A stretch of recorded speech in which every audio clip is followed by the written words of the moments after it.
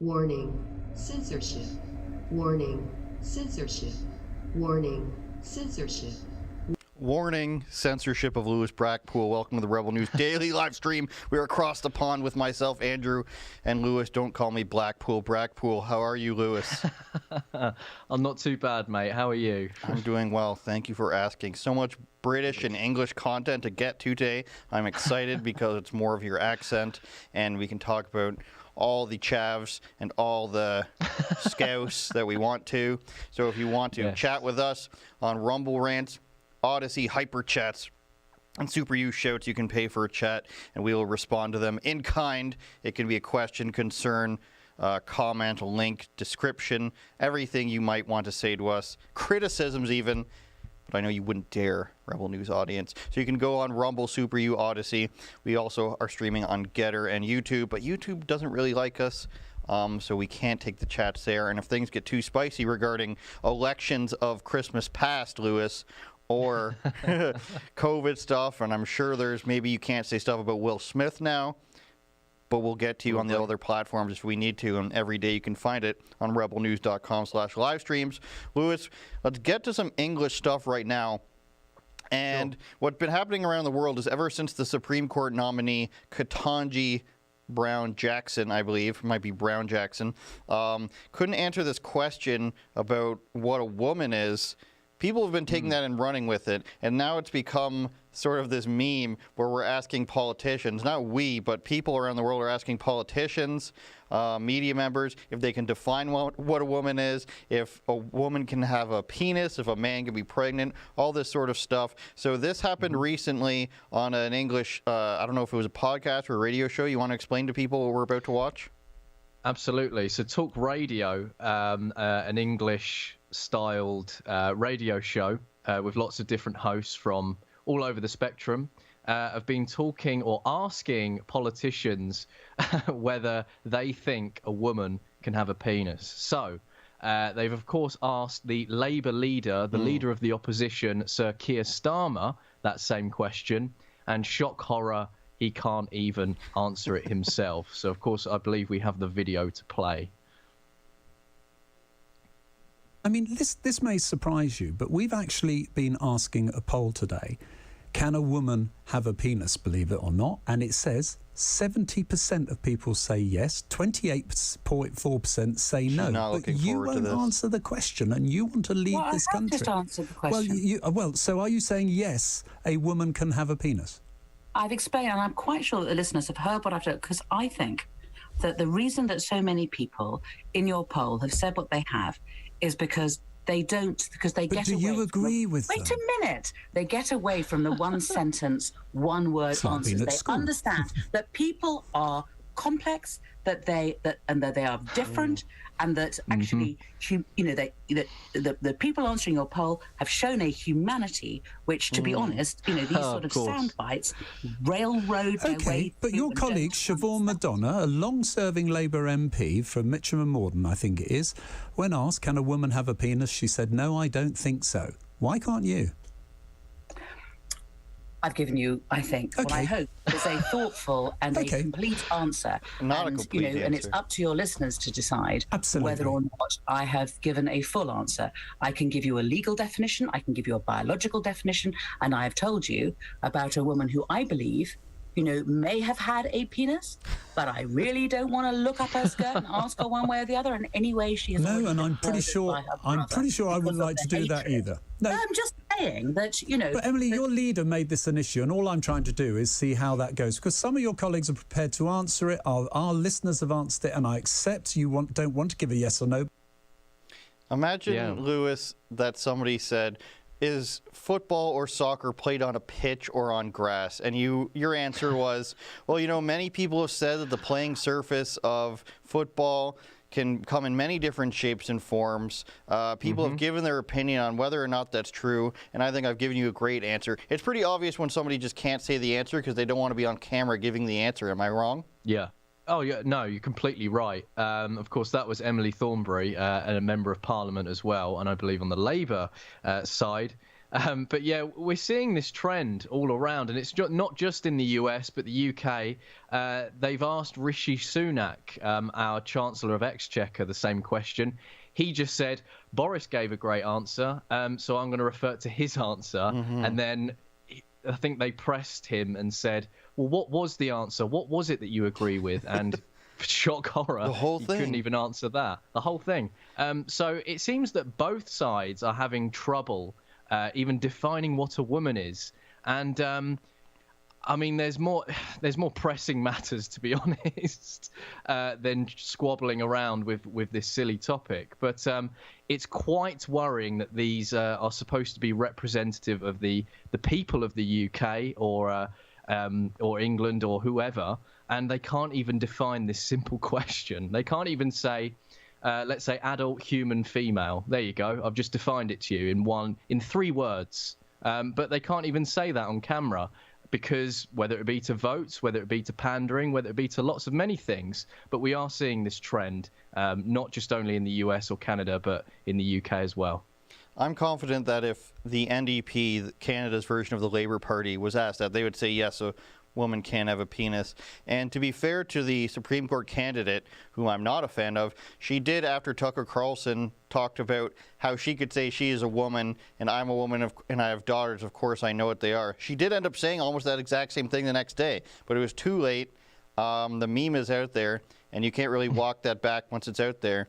And having just given her credit, I'd also like to encourage anybody to go look at her sentencing record that Senators Ted Cruz and Josh Hawley have exposed. And we don't even need to talk about it, but people need to go look at that because it's insane. Moving on to some more issues of, I guess, transgenderism, which, like I mentioned last week, Lewis, this is the height of resistance for this, of women having to go against men, people having to admit what they think of biology and what in sex at birth is. There is now stories coming out about is it a cycling league or is it the British cycling team? Top female cyclists are too scared to speak out over a trans rival racing them, and Dame Laura Kenny. Now, sidebar here, what is a dame? Oh, don't ask me this. So that's the female version of a duke, maybe? I don't know. Yes, okay, correct, yeah. In the national championship, see how brilliant I am, Lewis? A month after she was in male events, as her mother claims she will get police protection for the race. I mean, that's probably not necessary at all. Emily Bridges began hormone therapy in 2021 and can now compete as a woman. I want to know how old Emily Bridges is. If we can scroll down, does it say? I'm not sure the exact age. 21. Okay, wow. So maybe if Emily was 12, then they maybe can be prepubescent, even though I don't agree with that. So we can see he's from 1973 in this photo, possibly starred in the movie Dazed and Confused. But regardless, Emily is now racing against women, and like I mentioned before we went on screen, Lewis, larger heart, bigger lung capacity, stronger legs, more bone density. This is a very physical sport, whether you're a fan of it or not, and most people are not. This is why when Lance Armstrong was racing, they had the most intense doping of any sport. Yeah. Even further than professional fighting. They go down to lactic acid in your blood. They go down to different proteins in your blood. They go down to the and then EPO is a thing that most people focus on, and testosterone replacement. It's so complex, the doping in cycling, because it's so competitive and so strenuous on your body, because you're riding a bike for hours on end. And there's just no question. And I was trying to figure out which sport men don't have an advantage of physically over women, or any sport in general where they could compete evenly. We came up with darts. And I just can't comprehend, if you take a 21-year-old man versus a 21-year-old woman in a sport like this, I can't comprehend how anyone can say it's still fair. Yeah, well, you have to just think, why do we separate sports between sexes? Like, why do we do that? And you just have to try and define that in order to figure out your answer. On top of this, with that being said, I think I watched, you might have seen recently Steven Crowder's edition of Change My Mind, where he spoke to people and asked them to, of course, speak about sports and, biological women competing against biological men, competing against biological women and things like that. It's a subject that's quite new to a lot of people. So, of course, this is going to make it round to lots of different people. And like you mentioned, there are physical attributes between men and women that are different. We shouldn't be afraid to say that. This shouldn't be a controversial thing. There is a reason why we split the categories between sexes in sports. And let me ask you, Andrew, as well, what is the purpose of high athletic sport? What's the reason? Why do they do it? Why do they do sport? Why do we enjoy it as well? There's many reasons, and I know I saw the same thing. The reason is to win and to take the culmination of all your hard work and say, and have a result of all your hard work in a physical manner, because it's the most basic thing you can do. You can study for something and become the best at that, but when it comes down to our physicality, it's the most natural thing you can train for and see results in. Just like you get on a treadmill, you run, and you will see, as long as you're not eating like me, you will see the weight come off. You'll lift weights and you'll see the results of that. So that's what I think it is. Yeah, well, there you have it. So there's nothing more really to add. Producer Olivia, can you please look up women's national team defeated by 14-year-olds? That happens in soccer. That happens in hockey as well. And as I'm saying, you take 21-year-old women, national soccer players or national hockey players, and for the purposes of even play, they have to go down to 14-year-olds for athletic ability, and they still even lose. I know this happened in Australia. I know that the women's hockey team here in Canada will play 13 and 14-year-olds because they're the same size as them in that case many times. In many instances, FC Dallas, which is an American soccer team at the professional level, let's say it's around an English championship league for the English viewers, they lost to 15-year-olds there. And it's happened in many other sports. This is why they play against them. And the women themselves will tell you, and you can ask them. I've spoken to some of them. They know that the guys are better than them. They aren't going to pretend. They would rather be beaten by these younger men, these younger gentlemen, and have it make them perform better than to just go around and, clean the clocks of girls that are younger for them. Of course, the 21-year-old girls, Australia's women national team lose 7-0 to 15-year-olds. Of course, the women who are in their 20s and early 30s probably could go and completely crush the 20-year-old or the under-18 girls teams, but that doesn't make you better. The way you get better is by playing against people who are better than you. That's how you get better in sports, and that's how you elevate your game. So these girls know. They shouldn't be ashamed by it. I'm sure it's fun for them to face such tough competition, and it makes them better.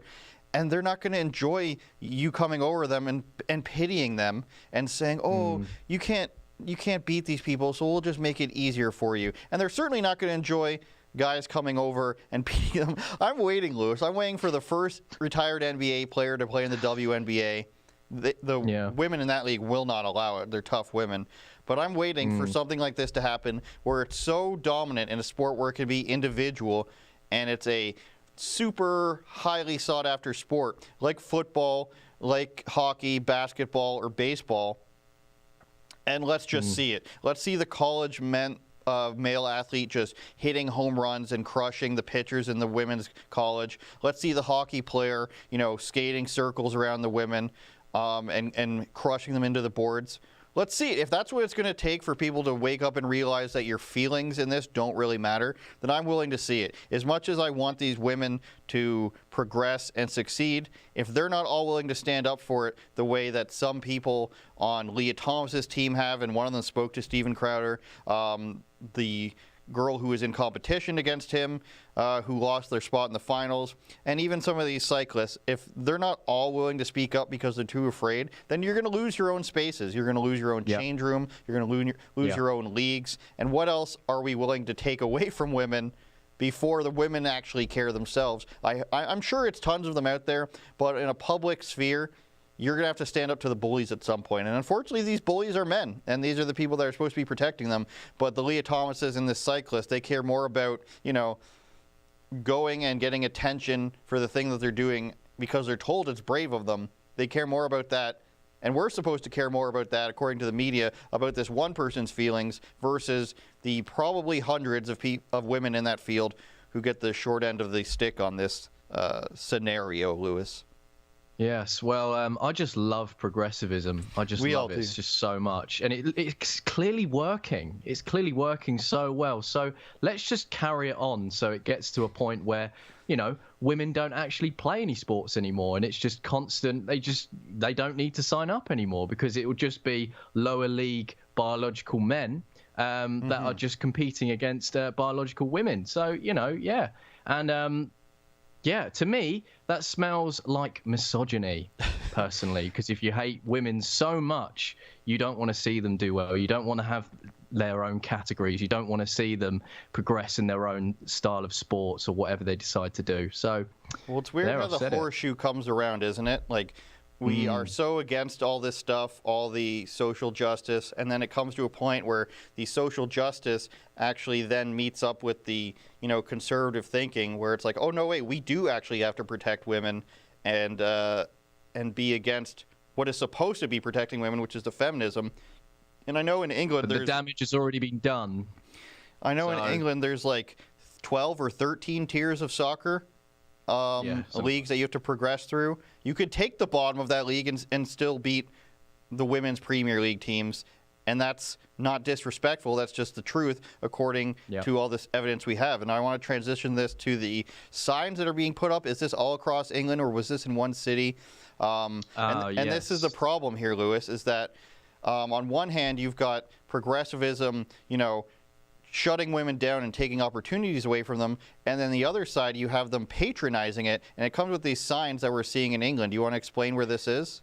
So this has been put up, sources say, around Bristol, where the council have put up this sign to educate men on unwanted sexual harassment, and of course they've got a list there which is considered that. And it has a statistic on the side which will read. So it says, if it's unwanted, it's not okay. And this includes flirting, catcalling, paying compliments, hugging, jokes, touching, a little kiss, attention, staring, photo, drink, number, grinding, grabbing, groping. Yeah, I didn't realize paying compliments was now considered that. Which was very strange. There's a lot of things. I mean, it's very strange. There's no nuance with this at all. No. I think that's the core of the issue. Is there's no nuance with it. So, yeah. I mean, you guys make your own mind up. Do you think asking a woman out is for a drink is considered sexual harassment? Do you think making jokes is considered sexual harassment? I mean, yeah, I'll leave that up to the viewers. Jokes can go too far sometimes. My problem is that what these types of people are trying to do, and whether it comes from a place where we are trying to actually protect people and make them feel comfortable, or if it comes from a place where we want to muddy the waters, the result is you're conflating words with actual violence.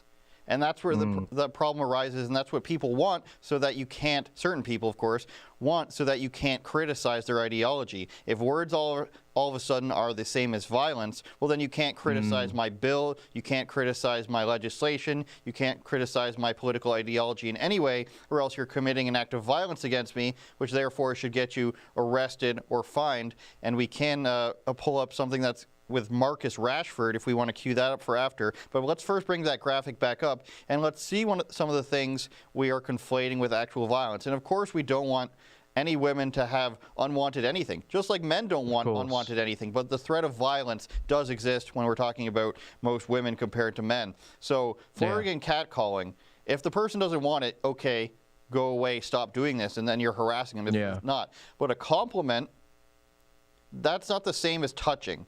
No, it's not. Taking a photo, whilst creepy, is not an assault like grinding on somebody is.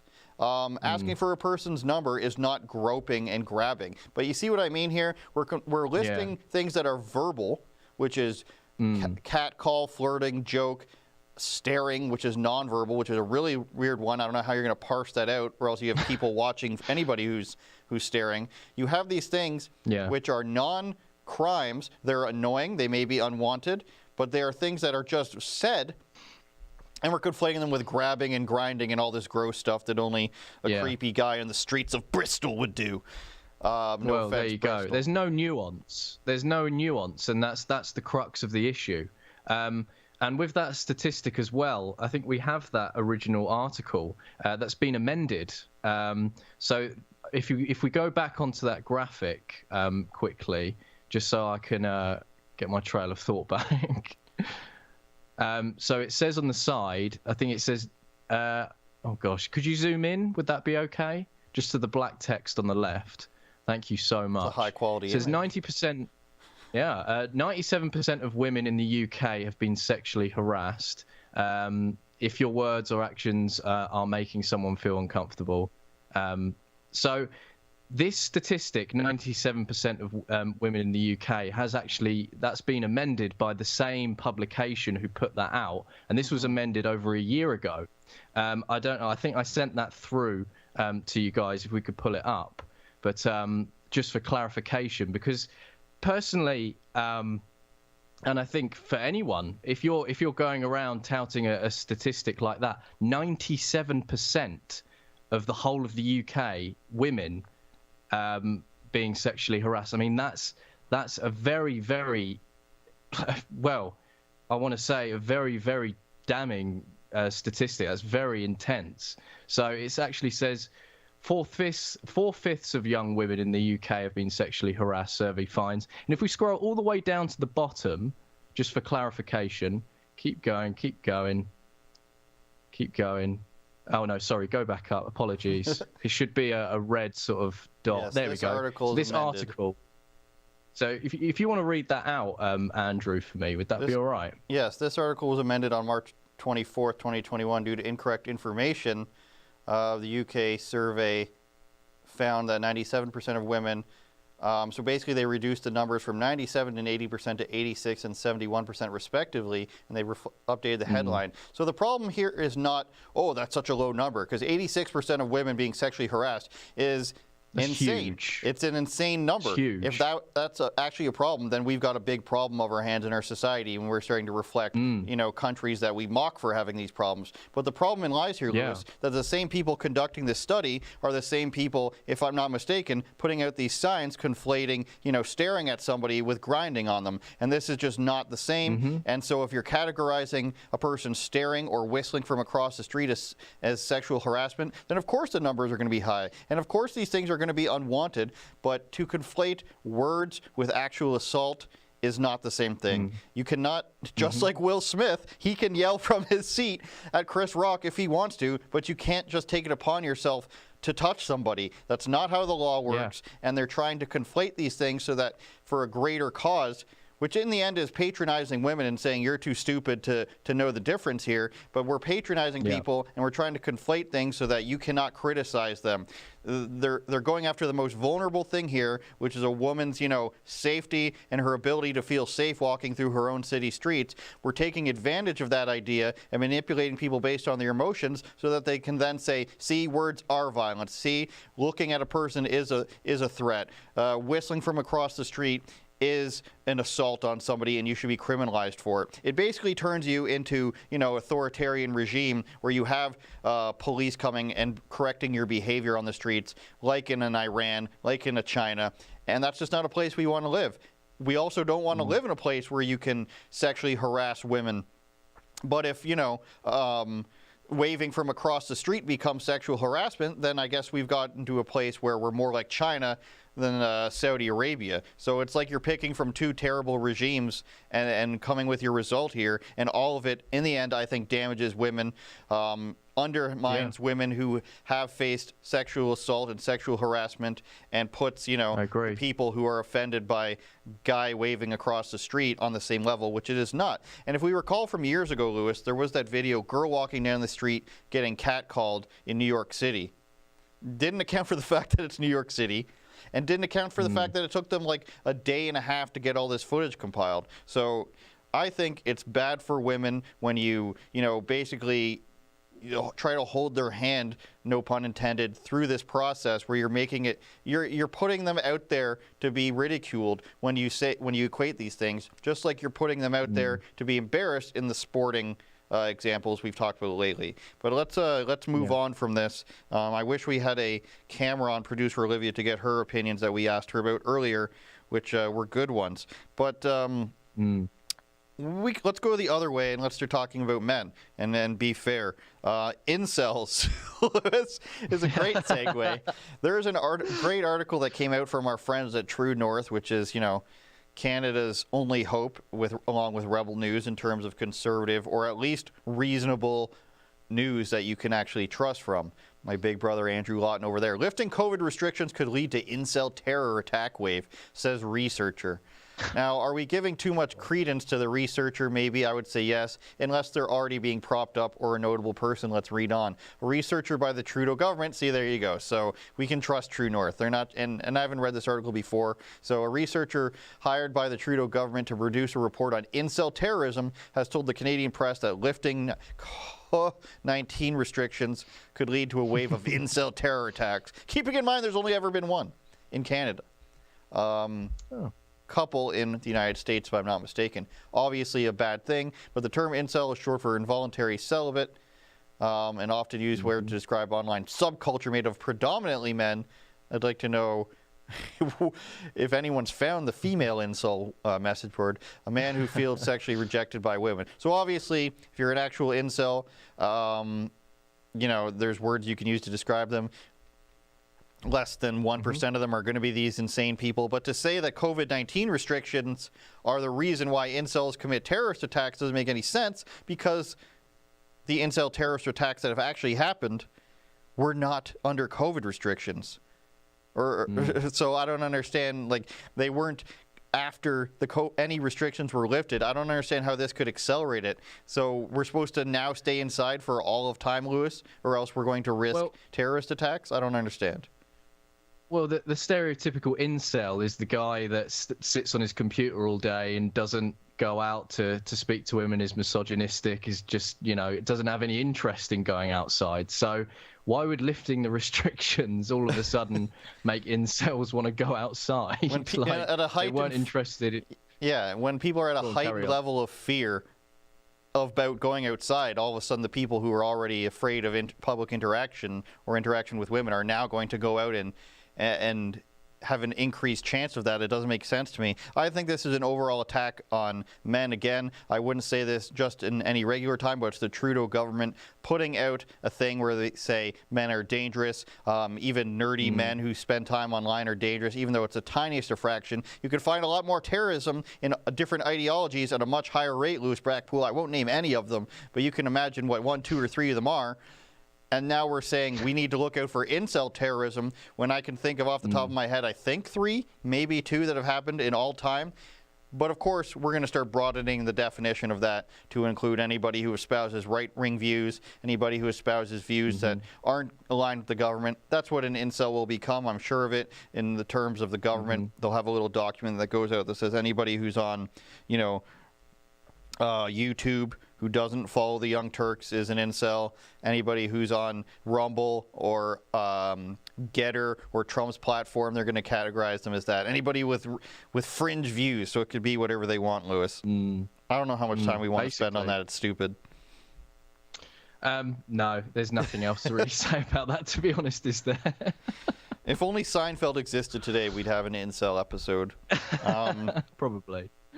Jon Stewart, and we're going to get into some celebrity stuff right here for the misunderstood fans of the audience. That's Catherine and Natasha's weekly show. Jon Stewart, whom I thought had retired. It turns out Apple can throw $1 trillion at you and you'll come out of retirement to make your own show again, because they probably really need subscriptions. I don't know how you get Apple TV. Does it come with an Apple Podcast subscription, maybe? I don't know. I don't know anything that's on there. But Jon Stewart is a new Apple TV show, and he's got a nice little segment on there about how white people are terrible. And he's really, it's like, Jon Stewart, we will give you $1 trillion, but you must become a cog in the machine. You must push for the establishment. So let's play that clip if we have it right now. And thus, the problem with white people. Woo! I'm just gonna stop for a second and pose so you can get your memes out. Okay, there we go. Get a good picture for your clickbaits. For however sincerely we want to reckon and listen, the truth is America has always prioritized white comfort over black survival. Black people always, have had to Lewis? fight so hard for equality that they've been irreparably set back in the pursuit of equity. And any real attempt to repair a ton of that damage, reparation, sets off white people's "they're coming for our shit" alarm, which we would know ourselves had we actually been listening. My feeling is white people have a very, very serious problem, and they should start thinking about what they can do about it. Take me out of it. Understood.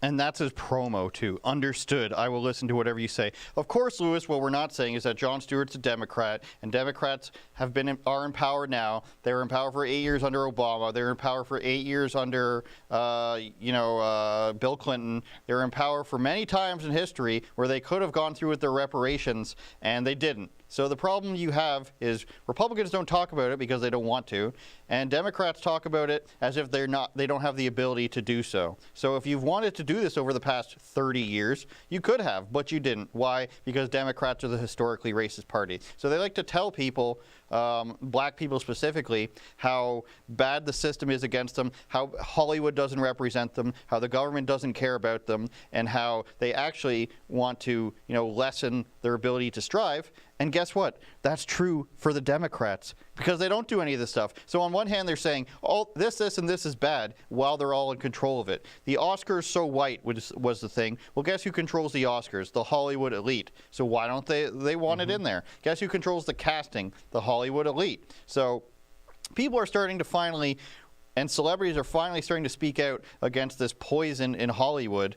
And I'm sure it's not going to affect Jon Stewart because he's got his contract signed. But to say, here's a clip from a lady and be like, understood, commandant, it's stupid. And why won't you say Joe Biden? Why don't you do this? Why didn't you say Barack Obama, who's in power for 8 years? Why didn't you do this? It's them complaining about themselves and being like, it's somebody else who's doing it to us. It's somebody else who's treating us poorly. You voted for the same mayor in the same Democratic Party in Detroit, St. Louis, Chicago, Baltimore, Atlanta. Did I say St. Louis? Los Angeles. You voted for the same party for 30, 40, 50 years, and nothing's changed. What's the problem? It must be somebody else. We're telling you guys, just vote for us and we'll solve everything, but actually it's us. So we could go into more of a history lesson, Lewis, but I think it's just extremely, again, and that seems to be the theme of today, characterizing people in a certain way when actually you're hurting them. What's the word I'm looking for here? You're setting them back while telling them that you're actually lifting them up is the thing. And what's the word I'm looking for that's slipping my mind here? You're ridiculing them. You're setting them back, Lewis Brackpool. You're the British guy. Help me out with my vocabulary. Sorry, mate. I just love watching you struggle like that. Bless you. Well, here's the thing. Whilst you try and remember the name and then you'll shout at me during what I'm about to say, which is absolutely acceptable. Okay. But it's just more divisive language, really, rhetoric, identity politics. Patronizing. Patronizing. Yeah, there we go. Basically. Yes. Yeah. So it's the same rhetoric that's happening, and we're seeing it, of course, with the Hollywood elites as well. I mean, you briefly mentioned that, and that they're all, they're all singing from the same choir. over there, basically, and we don't really need to delve into that too much because we know, and nobody cares about Hollywood unless, of course, some big drama happens, and then all of a sudden the ratings go back up. But in terms of this, yeah, it's classic rhetoric, classic Democrat rhetoric that, you know, very patronizing towards all races, basically, and using people as political pets. And I think that's really, really horrible. It's very divisive. And it's not about the individual anymore. It's about, you know, who you are in terms of your race, sexual orientation, gender. That's, you know, that's how they'll use it against and weaponize against their own talking points. And, you know, we see it time and time again. And we see it with the big elites as well. They've used it for years, and it's all part of, you know, the NWO. That's how they want to do it. So, yeah, that begs the question to the live stream: are you ready for the NWO? I'm ready, and this is something Alex Jones used to talk about in like the early 2000s, and like we never thought these phrases would actually be used. It turned into Great Reset. It turned into what's the other one Justin Trudeau says, slipping my mind, but there is a clip at some conference that just happened about, are we ready for the New World Order? And of course Australians politicians said it last year, and it's becoming more and more frequent, and it's like nobody's voting them out, so it's going to keep happening. Let's show the clip. And the title of this session, are we ready for a new world order? Are we ready for the New World Order? And of course, Justin Trudeau is lock and step with Zelensky now, saying, hey, we're in a war, but we could do things for the environment. And then Trudeau goes on to brag about carbon tax and everything. That's the thing about Zelensky and this whole Ukraine thing, and how, you know, it's obviously falling off the news cycle because he's had chances to end the war, have a ceasefire. He's not getting help from NATO, so that's another reason why you probably shouldn't have your people keep battling. All the Azov and neo-Nazi battalion footage that comes out, because they're on the front lines. BBC tried to run water for them last week and carry water for them last week and say, oh, it's only like 1,000 guys that are in the National Guard that are neo-Nazis. But they're the ones on the front lines, and the reason they've kept them around, despite their horrible views, is because they're very fierce fighters. Surprise, surprise, they want to kill people. And they're also fighting Chechen Muslims, which is some sort of ideological battle, as you can imagine as well, literally. And so they're the ones that put out all the footage because they're on the front lines. And then people like BBC get caught putting out footage by neo-Nazis, which is something that you've put out. And now, so everything's winding down, it seems, a bit in terms of the media coverage. It's still out there, of course. It's pushed by Twitter every day. But in terms of it being tip of the tongue for everybody, I think it's wound down a bit. And now you have Zelensky, I think, showing his cards about being a person that the U.S. government is really in love with, saying, now is time for green energy and everything. And they use we must get away from Russian oil to push the green energy thing, almost as if Canada, the United States, and Saudi Arabia don't all sell lots of oil. You also have the Emirates and Qatar and everybody in the Gulf region producing oil. So whether you agree with it politically or not, there are other people to get oil from other than Russia. And to say that all of a sudden now Ukraine has to get all their energy from green energy is pretty convenient timing. You know what? Times are tough, Lewis. We're in a war. We're losing people. Russia's rolling through. Terrible Putin. And Putin is terrible for that. I'm not going to pretend that he isn't. Putin's rolling through and doing all this stuff. But you know what, Lewis? It's time we buy electric cars. It's time we just let Elon dump a factory here. It's time we start a carbon tax. Like, this is what it is. Like, in the middle of a war, you're just like, let's change all of our energy sectors. Like, do you think that they're rolling in lithium batteries for their tanks? Like, is that what people think is happening? Now, this is the time, now that our country is in shambles, to spend hundreds of billions of dollars repurposing our systems of energy. That's why people don't trust this. That's why Justin Trudeau comes out and says, I know this is not the time, but it wasn't time for climate during lockdowns either. So they literally are just trying to do what I call the exchange my billionaires for your billionaires, because your billionaires are more right-wing in the oil sector, for my green energy billionaires, which are like Al Gore and the Obamas and all these people who want to push it. So you might say it is what it is, but at the same time, it's very hard to believe that you care and that you're not a puppet for somebody when you're just like, let's spend all of our money now during a war to change to green energy, which guess what? Your jets aren't powered by, your tanks aren't powered by, your personnel carriers and your trucks, none of this is powered by that. Your guns aren't electric either. They take, guess what? Gasoline-powered guns is where we're going. You had to think about that one. You had to think about that one. You just put a tube going into your gas tank, and you've got a gas-powered gun. It exists in a video game somewhere, Lewis. Are we beating a dead horse, Lewis, if we say they're throwing it in our faces now? Well, they've been doing it since the very beginning. I mean, I'm pretty sure there was an article out there that said, you know, just a slight nuclear war would help the environment because it's basically culling people, which is absolutely awful and very obviously poor taste.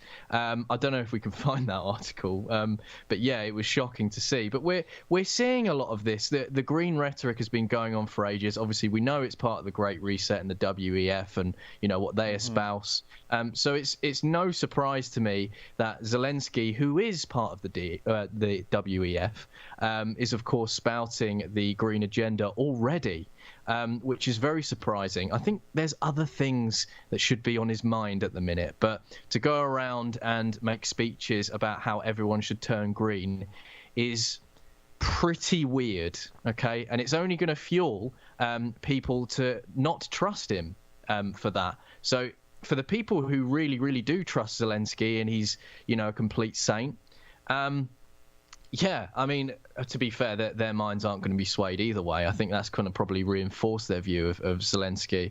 But like I've said in the past, I'm not on a side at all. I think my interests are over here in the UK personally. That's what and of people. course Yeah, go ahead. I was just going to say, and you know, war is obviously terrible, and you know, everyone stands by the innocent people of all sides of conflict because it is an ugly and horrible thing to go through. But yeah, that doesn't necessarily need to be said. I think that's governed by fear on my part, to be honest, Yes, because for we're sure. so used to seeing on social media like, if you so what? So you don't care about the innocents then? And it's like, come on, man. Like, no, everyone cares about innocent lives. Do you know what I mean? The people that get wrapped up into this nonsense are the ones we should be showing support for, not elites, not politicians, not governments. Do you know what I mean? Suddenly we trust governments now. Yeah. I didn't realize that. So yeah, it's very strange how people's rhetorics are really starting to do a full circle here.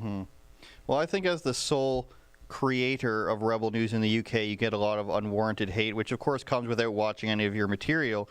Yeah, but it's sad, and I was thinking the same thing, that we do have to say, of course we don't support Russia, you know, coming in and taking land. It's sad that we have to say, of course we don't support women being harassed, because as soon as we don't say that, then the 99% of media that is hyper left-wing and just, you know, they can't find anything about us to hate. Like, there is some woman wrote an article the other day that was like, why Jesus wouldn't want you to watch Rebel News, and got so many things about the company completely wrong. They can't focus on any content. They just have this image of their mind of what they want it to be, and they will take things out of context, just like they do with Joe Rogan.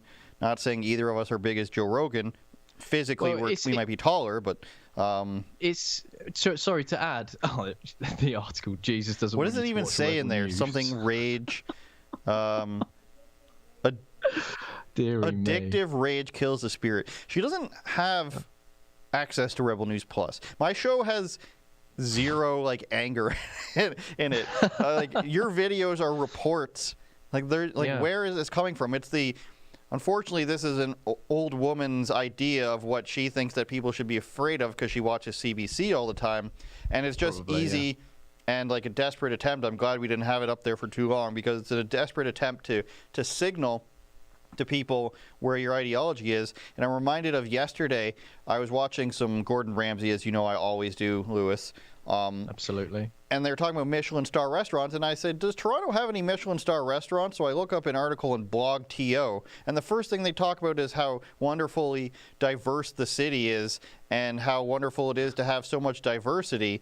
And I'm just like, you're writing this article about restaurants, and yes, there's diversity in food, but it's like you had to write in your article your signal out to the progressive world that you are one of them. And it's when it starts to really appear to be as a cult, when you have to inject these things on things that don't have anything to do with it. You could just say Toronto has many different restaurants from different backgrounds and they're delicious and everything. Oh, there we go. And I read it and I was like, I turn to my girlfriend and I'm just like, why is this in this article? Long story short, we don't have Michelin star restaurants and people go to other places and think it's amazing. It's no secret that people in Toronto have an intimate relationship with local restaurants. And the city's diverse population is best reflected in the amount of choice available come mealtime. So the diverse population is reflected. How about there's food from all different backgrounds and they're all delicious? But no, Toronto doesn't have Michelin stars, and that's why, Lewis. Do we have any NWO-related super chats or NWA-related paid chats? Either one. Anything to throw up here? Let's do some here to give people more chance to talk about different topics after. Let's throw some up. Kushi1124, hello rebel dudes. Not sure about the truth of this, however, I read that women were prevented / prohibited from protesting. Perhaps why they haven't come forward. That was a story, I believe I know exactly what you're talking about. Leah Thomas's coach told the team not to make comments. That was a claim made by people. I'm not sure if it's true. One person who is allegedly from the team came out and told Breitbart that Leah Thomas, coordinated with the other transgender athlete to throw the race, which was the only other race Leah Thomas has lost, by the way, against the other transgender athlete. And then another person, Steven Crowder, said spoke to them in a direct message. So I believe that's the story you're talking about there. Yeah, I think it's. I think there was a few swimmers that came forward to speak about it, but they had to have their faces blurred. They said they want to remain anonymous because they're afraid of protesting against it. Because they go to college and people are going to ruin their lives. Educational. Yeah, basically, yeah, because we all know what universities and colleges are like nowadays. Your scholarship has been revoked for not believing in science, is what it would come down to. For having wrong think. That's right. Any more, Olivia? Let's say the angry one. Alberta separatist. There's where your anger is coming from. Alberta won't separate. Start focusing on the topic of your damn live feed, Lewis. If you're going to talk about trans women, then change the damn title so I know to bother watching your live feeds. It should say, so I know not to bother. Stay on topic, not pop culture BS, or people will stop watching your live feeds. Turns out you're not only watching, but also paying. We did get to the topic, but, it's all linked. I would say to you... Pretty sure it's all linked. Too bad. Maybe if you asked politely, I wouldn't be saying too bad. Yeah. Say it politely. I'll read the next one polite. Actually, you read the next one, Lewis, because you can't help but be polite with... Oh, same guy. Go ahead. Oh, so Alberta separatist once again says, WTF does trans woman and incel have to do with New World Order? Stay on topic or change the topic of your live feed. Well, like we said, it all connects. It all connects because it goes into the elites, Hollywood, what they want you to think, what you should think, wrong think. You should be focusing on this, that, and the other. I mean, what's there more to say? It all connects. Plus, we don't want to hammer NWO topics consistently for an hour. Gosh, I'd go mad, I think. So you've got to connect it all. No, you can't. Diversity, it must be only the one topic. It must be the only one thing. I mean, you could... You must think like this. You must only talk about this. Yeah. Sounds a bit like a... Maybe start your own podcast, Alberta Separatist. Maybe... start a podcast called Let's Separate Alberta, see where that gets you, and then we'll come on your show and we'll say, excuse me, you're not talking about Alberta separatism enough right now. And we do have more NWO stuff coming, and not just the wrestling group. So stay mad, stay glad. We love you anyways. Yeah, we do. I want to show this clip of Stephen Colbert because Peter Doocy from Fox News was asking Joe Biden about all the things he's walked back. He talked about how when he was talking to the American soldiers, he said they would be going to Ukraine. And then Joe Biden actually says, no, I was talking about Poland when they were going to be training them, even though he said, watch out for people standing in front of tanks in Ukraine.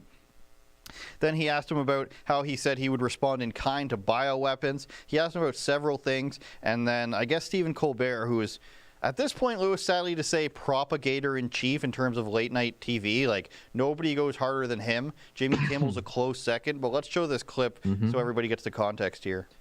Yesterday, President Biden held a press conference, and he was asked a ridiculous question by a ridiculous man, Fox News reporter, and that one kid in high school who wears a suit to gym class, Peter Doocy. Jimmy, drop the deuce. When you said a chemical weapon use by Russia would trigger a response in kind. Oh, it will trigger a significant response. What does that mean? I'm not going to tell you. Why would I tell you? You got to be silly. Remember, yes. Remember how on last night's show I said that slapping is never, ever the answer? I'd like to file a one-time exemption on behalf of the President of the United States. And no, it's wrong, Lewis. You gotta let him know. Wrong. Doocy did not stop there. The world wants to know? The world wants to know a lot of things. I'm not telling them what the response would be. Then Russia knows the response. Mr. President. All right, I'm going to take 2 more questions. Peter Doocy, Fox News. I've got 2 more questions. First, what are the exact locations of all of America's troops? And can you give me the nuclear launch codes? Just tell me, is one of them a 4? Can I buy a vowel, Mr. President? I'd like to solve the puzzle. Another feather in your map. Thank you.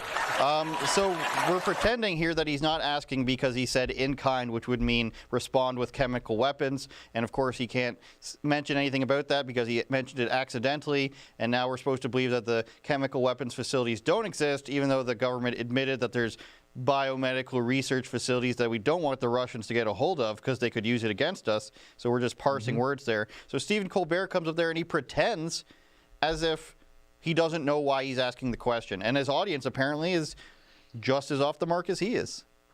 Well, we know that he's basically part of the establishment and the media class, and he's, parroting one side. Can you imagine if that was a right-wing talk host and they said, let's say it was Trump and a reporter asked some silly question or something, and the right-wing host said about, do you know what, we should exempt slapping for this particular reporter. Can you imagine the news, the articles the next day, the hounding? Oh, gosh, the debate would be on for weeks and weeks and weeks. I'd give him the best slap ever. He's never been slapped like this, basically. I swear. Can you imagine? And not to mention, like this, they really want to excuse this Will Smith thing. They really want to say it's okay. Again, it comes back to wanting to control the language. And when Chris Rock makes a joke that you don't like, for some reason, the establishment wants it to be okay because they want to silence any criticism. Again, they want to silence Chris Rock for making a joke that they don't like. We know that they don't like comedy. They know they don't like jokes if it's something they disagree with ideology. And I wanted to throw, because I think Stephen Colbert at the end there, like you said, he's justifying something even as a joke that if it went to the other side, it wouldn't be taken as a joke. It'd be Trump, comedian says that Trump should be allowed to beat people. Fox News host says that violence against reporters is okay. And then CNN says they're threatening our lives, man. So I wanted to show this a clip from producer of Entourage. He's got a new show coming up named Doug Ellen. And I think he gave the very best take on Hollywood and on Will Smith from this whole incident. We don't want to keep going over the Will Smith stuff, but I think this is the very best take you're going to find anywhere else. Can we play that? Why do you think Will Smith got the pass he did? I think they knew. I mean, it was a foregone conclusion that he was winning the Academy Award. He's the biggest star in the room. You think they knew and that's why they let him stay? I think they were probably, and again, I'm not condoning any of their behavior. I think they were so stunned by what happened, nobody knew what the hell to do. Yeah. But I think that if it was a cinematographer or a makeup artist, they would have arrested them immediately or taken them out of there. And I think his speech was even worse. Like, the speech was worse than the slap. This gaslighting bullshit about, you know, I'm a protector of people and a lover of people.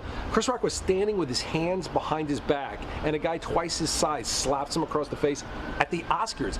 And, you know, what was tragic to me about it is Questlove made this amazing speech about a movie that is so much more important than the King Richard movie. That movie, Summer of Soul, is a really important documentary, and Questlove gave a great speech that nobody was listening to. The guy from Coda, who's the first or second deaf person to win an Oscar, nobody's thinking about that. Everybody's about this, and I think it's really sad, and it's a classic narcissist who made the entire event about himself rather than everybody else. See, that's what I'm saying, Lewis. Sorry, go ahead.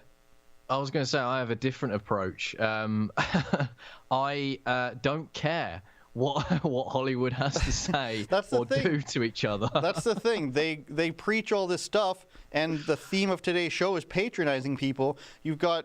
We're celebrating or paying all this attention as put on Will Smith slapping somebody, then faking an apology, not mentioning him afterwards, whereas the very next award that Chris Rock was presenting was about a documentary about a black music festival that happened at the same time as Woodstock and therefore got no attention and was completely overshadowed, and I had never heard of it, and they're giving out an award for this, you know, all-black music festival, and Tiffany Haddish, a comedian, comes out and say Will Smith is protecting the black family. But at the same time, you're denigrating people who are actually doing real stuff and not going on stage slapping people. So, it's the same thing over and over again. We're supposed to be the ones protecting you. We care about everything, but we're going to focus on the guy slapping the comedian whose hands are behind his back instead of the documentary about the black history that has been overshadowed. So they can't get anything right. And then the award for Will Smith is what? A story about the Serena and Venus Williams sisters, who are tennis stars, whose father was their coach, and that's super important. Like, all of a sudden that's the most important thing, more important than actual black culture. They have no idea what they're talking about, Lewis. They keep going in this circle where it's like everybody care about us, but we're not going to care about ourselves. Because why? Because Hollywood doesn't actually care about you. The elites don't actually care about you, Lewis. Well, exactly. And for the people, of course, from both sides who believe it's either real or fake, because you know what Hollywood is like, I totally understand that viewpoint completely. It sets a bad precedent if it is fake, okay? Because it says, let's just go and assault comedians for making jokes, basically, about a haircut. That's what it boils down to. So it sets a bad precedent, and we know that, of course, Hollywood is not and does not have a great track record of looking after people. And they do not have your best interests at heart. So for people who are accepting of this behavior, you need to really reassess, because you can't go to comedy clubs and slap or hit comedians if you do not like the joke, or if you are on the receiving end of a joke, or someone you know is on the receiving end of a joke. A joke is a joke. It's not meant to be serious. And if you even put the Oscars or Hollywood or any of those lot in some sort of moral high ground, you really need to get your head checked, because those people are not on your side. Those people do not care for your best interests. They are narcissistic parasites, basically, is what they are, Hollywood. So, yeah, that's my take on it, and I'm going to leave that there. Tell me how you really feel, Lewis Brackpool. Producer says we have a bit more New World Order stuff to get to, and then we'll read any remaining chats, and then we'll take off. Do you want to throw that up, good madam in the studio? What underpins a world order is always the financial system. I was very privileged. My father was an advisor to Nixon when they came off the gold standard in '71, and so I was brought up with a kind of inside view of how very important the financial structure is to absolutely everything else. And what we're seeing in the world today, I think, is we are on the brink of a dramatic change where we are about to, and I'll say this boldly, we're about to abandon the traditional system of money and accounting and introduce a new one. And the new one, the new accounting, Bitcoin, is what crypto, we call blockchain. Oh, there you go. Of course. Digital. I'm so surprised. It means having a almost perfect record turn her down, of every please. single transaction that happens in the economy. So the woman admitting that her father helped take them off the gold standard and into the central banking system is now warning you that we can't go off the central banking system to crypto because that's too dangerous. Even though her grandfather changed the monetary system to the, I don't know, I'm going to say worldly renowned as one of the biggest problems in the world, the central banking system, and the center of so many conspiracies. But we must be warned that we're going to have to change accounting, and we're going to have to change our monetary system. How about we just have all of it? How about we just have fiat? How about you buy your gold and your silver, and you can pay for that if you want, which I'm pretty sure you can. Have your NFTs, have your Bitcoin and your Ethereum. Check out my Bitcoin and Ethereum wallet on my Twitter page if you want to donate to me. Quick plug. And it's like, we're not supposed to realize that you have a horse in the race here because you're fully admitting it, and you see the sheik there just be like, she's making some good points. We could be making a lot more money if we just ban the other systems. He wasn't rubbing his chin. There's so much prejudice against cash. So much prejudice against it. They don't like it because guess what? If me and you, Andrew, went to a bar and we paid in cash, the state wouldn't know that we'd do it. That's right. So no wonder they want to really get rid of that. So, yeah, I thought that this was all conspiratorial, but they're all sitting on stage in a summit. What was a conspiracy 20 years ago? Saying, basically. Alex Jones was right. This doesn't... It doesn't shock me whatsoever what we're witnessing, and we owe a lot of people an apology. It's hilarious that she'll just sit there and be like, yeah, my grandfather helped take away the gold standard, and that was good, but let's take away any other form of monetary systems, and that's also good. Basically saying we need to protect our money here, people. We can't have people just running about investing in things. And we're going to get screwed by this. The world is going to separate into China, India, and Russia, it seems like. And then we're going to have this line down the middle where the West has to, obey their masters. And then probably the Middle East and Saudis and Qataris are going to be like, we'll deal with anybody, because that's what usually seems to happen. As bad as those governments are, they tend to get away with doing whatever they want because they're not accountable for any of their actions because they've got such a strong hold on their country and their regime. Louis Brackpool, you've been wonderful as always. Thank you for accepting my clips of Austin Powers trying to maneuver through the hallway. And we've got some chats to do before we leave, I think, is what I heard. Let's do it. Awesome. Let's hope it's not Scottish separatist 345. Pamela for Freedom says Bill Gates, Al Gore, Elon Musk will be in Vancouver April 10th to 14th for TED Talks. Come out and protest. Well, we don't protest as news people, but we can send Drea Humphrey, the People's reporter, to cover the event. Drea Humphrey, if you're watching. On AI as well, which would be, we know that Elon Musk wants to put microchips in people's brains. I mean, he's done it to a pig, and that's been a successful trial. So it's a super intelligent pig, is it? Yeah, apparently so. It can go on Facebook and do mean tweets. So that'd be hilarious. A pig just posting selfies of itself. A pig discovering the world of social media, and then people make fun of it and hurt its feelings and stuff. Basically, mean tweets from a pig. That would be specifically hurtful. You get a lot of death threats. GME Linda G60, I'm going to go with. Love the Rebel News. Thank you all from Texas. Freedom for Texas. Thank you. Yeah, love Texas. Much kinder to us in Texas, it seems, than Alberta. It's because you're British, Luce. I think that's why the Albertans hate you. Probably. Specifically you, not me. Yeah. Is that it for those? That's it. No, you go ahead, Lewis. Alberta Don says, if Bruce Willis thought his wife was insulted and slapped a black comedian, would the Hollywood elite have been so quick to make this go away? It's a good point. Well, it was black on black, though. So if Bruce Willis slapped Ricky Gervais, I don't think they would care. Yeah. I would say say Ricky Gervais deserved it, I think, because he's mean. I think we'll see a different sort of coverage and different angles. I mean, we've already seen that a lot of publications have already made this about race, which is exhausting. And they've said that, I think I read a Guardian article saying white outrage against Will Smith slapping is the bastion of inequality or something like that. I don't know if that's worth bringing up, but people have tried to already make it about race. Here it is. Why outrage about got a quick Will Smith's team back slap, there. Is rooted in anti-black. Cat Williams. Pamela for Freedom says Pfizer sponsors the award ceremony, and they are coming out with a alopecia medication, and now alopecia awareness is on a high, perhaps performance to heighten the medication sales. I mean, anything's possible, Lewis. Yeah, that's it. Do you know what? I didn't think of it like that. In a way to, because we know that Pfizer sponsors the Oscars, of course. We saw it, and is it biotech or something? BioNTech or something. But is that really the focus? Her alopecia is probably like the fourth layer down. Yeah. First, it's Will Smith, Chris Rock, the jokes, and then alopecia awareness. I think comes in a fourth or fifth place. It wouldn't surprise me. Put it that way. If we find out in 10 years' time, because, you know, they suppress everything. So in 10 years' time, we'll revisit that comment. We will. There's that Twitter page where it's like, remind me of this in 10 years or something. When Twitter is run by brains just hooked up to a system.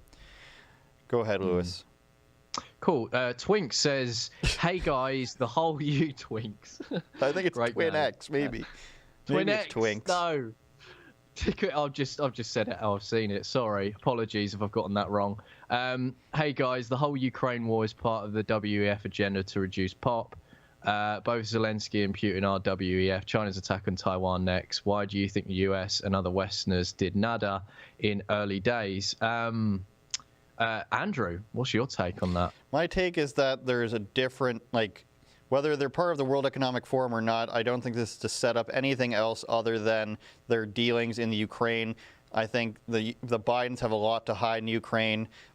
Sure. And look how long it took for people to start saying in mainstream media that they do have neo-Nazi battalions, which is a thing. Of course, you don't want to take Putin's word for it. He has been on the WEF thing as well. He's talked about the new industrial revolution. Can't trust any of them, I'm saying. So it's only a distraction if you buy into it. And I'm happy to see people now taking the Louis Brackpool approach of, we have more important things to worry about here.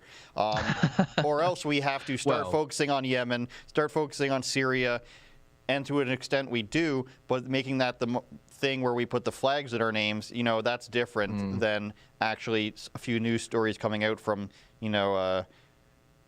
Yemenis sources or something like that. Sure. I think it's a very nuanced subject, and to pin it down to just one thing, it could be an element. It could be.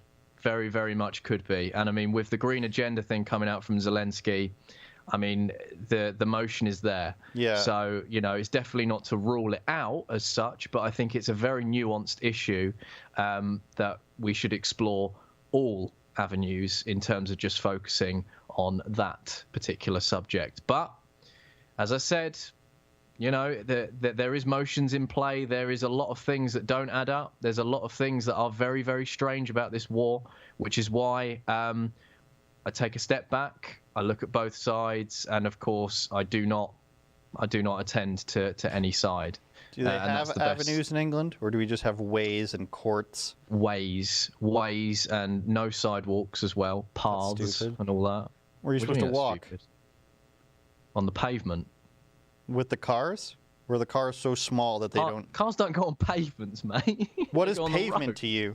When a road gets paved, what does that mean? What? No, that's a different adjective, or like a different way of saying it. But no, you've got a pavement on the side, and then you've got the main road. We call them sidewalks. Sidewalk. We call them a sidewalk. All right, bruv. You go over here with your sidewalks and your bicycle lines. Yeah. It's pavement, mate.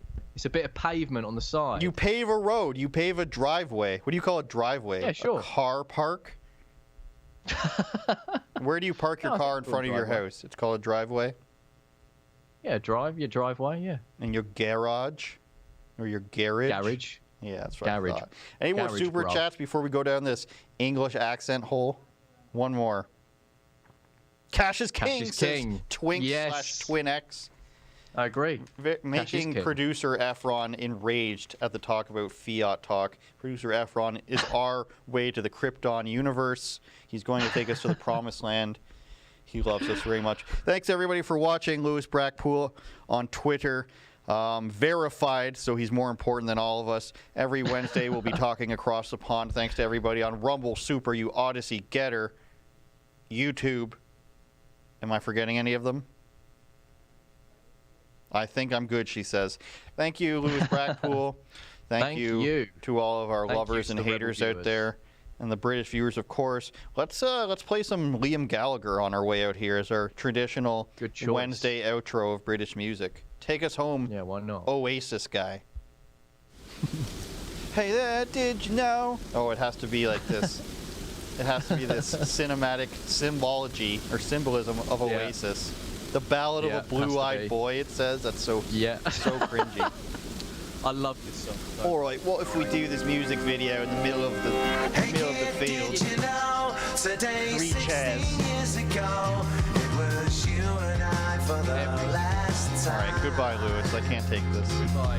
Take care. You weren't good, he said, with a smoke ring round your heads. You would see me on the other side.